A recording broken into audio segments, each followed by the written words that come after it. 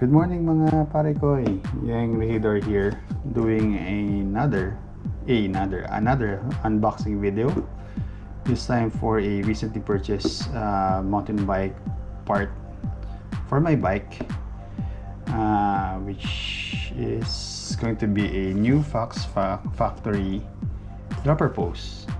So recently I had some issues with my previously owned, I'm still owning it by anyway, Fox Transfer Performance Elite. Ayun na siya bumba. Looks like I made some mistake and used a different lubricant instead of specifically for the stanchions for Fox. So tumigas, hindi na siya talaga nag-drop. So instead of servicing, nakakita ako ng opportunity to replace it kasi since patagal ko na rin naman siyang balak palitan. It's been like more than 5 years old na rin naman yun. Anyway, so I ordered this part from Unsprung. Shoutout to Unsprung. Shoutout din kay Alvin kasi siya rin naman lagi na lang nang bubudol. So nalason na naman ako. Instead of servicing yung old Fox ko na lang, bumita yung bago. So ayun, so let's go ahead and try unboxing. So packaging like normal Fox, ito ng box, ito yung Fox factory.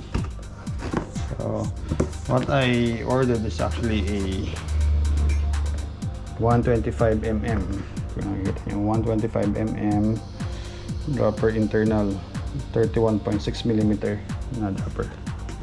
So opening it up. And as you can see right away, yung dropper. So I ordered the Fox factory kasi I'm going for the Kashima coat. Kasi yung rear shocks ko tsaka yung front fork is actually using also the Fox factory. So para pare-pareho sila. So like for those who doesn't know, I'm using a YT Capra. So para magmukha talaga siyang yung CF Pro ng YT. So it comes together with yung para sa cable. Okay, so yung para sa cable.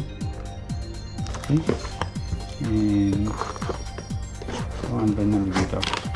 Okay, yung end na it's completely mukhang maganda pagkakapackaging. Agad siya natatanggal.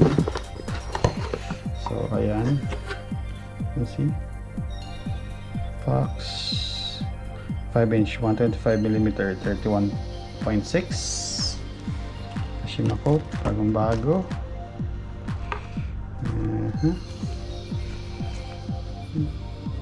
Yung luma ko ipapaservice pa rin kay cncl.